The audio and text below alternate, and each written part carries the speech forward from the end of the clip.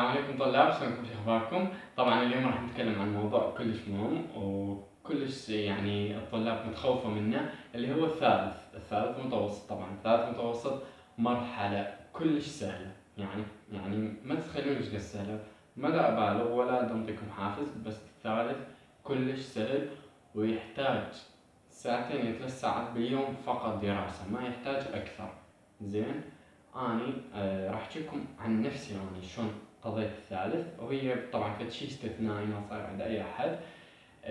احنا تحررت الموصل وبدت يعني العمليات التحرير وهاي السوالف، فما كان اكو دراسة بالبداية. اني كنت ناجح من الثاني للثالث قبل 11 يعني. من تحررنا يعني راح امتحن ثالث اني. زين، بهاي الفترة اللي يعني ب 2017، فشوي صار تأخير زاد أيضا.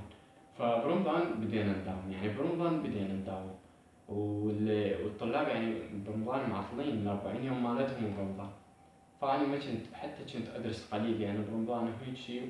بعدين المهم أني درست يعني 40% إلى 50% من دراستي بأيام الامتحانات فقط. يعني بديت أطلع على المادة بيوم الامتحان.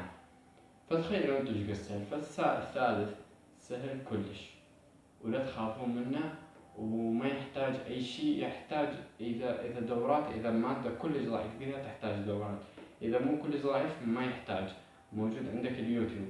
زين، لا يحتاج لا دورات ولا اي شيء، ولا حتى مدارس ذاتية، عادي يعني. وابقى هادئ بيه ولا تخاف منه. الثالث سهل، ثالث مرحلة كلش سهلة. ما عليكم من النتائج، وما عليكم من هاي السوالف اللي هسه صايرة، ما عليكم بيها. عليكم بنفسك انت فقط، انت شلون تدرس، شلون تهيئ نفسك للثالث. فالثالث مرحلة كلش سهلة. هي صح مرحلة تعبرك الى الاعدادية، بس يعني ما تحتاج منك معدل.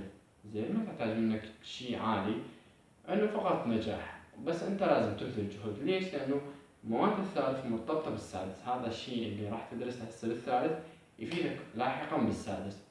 فانت ركز بالثالث واهدأ بيه ولا تعكر نفسك. الثالث كلش سهل ومواده كلش سهلة. زين، كلش سهلة مواده، لا تخافون. لا يقول لكم رياضيات صعب، كيمياء صعب، مدري شنو صعب، كلها سهلة، كلها سهلة. زين، فركزوا وان شاء الله ربي يوفقكم.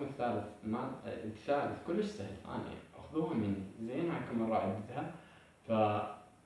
انتبهوا لدرسكم، وان شاء الله ربي ينجحكم وربي يوفقكم ان شاء الله. طبعا الفيديو كلش قصير، لان الثالث مو شيء كبير، ما يحتاج الى تكبير للموضوع، ما يحتاج ننطي اكبر من حجمه، هو اصلا شيء سهل. ربي يوفقكم وربي يحفظكم، وباي باي.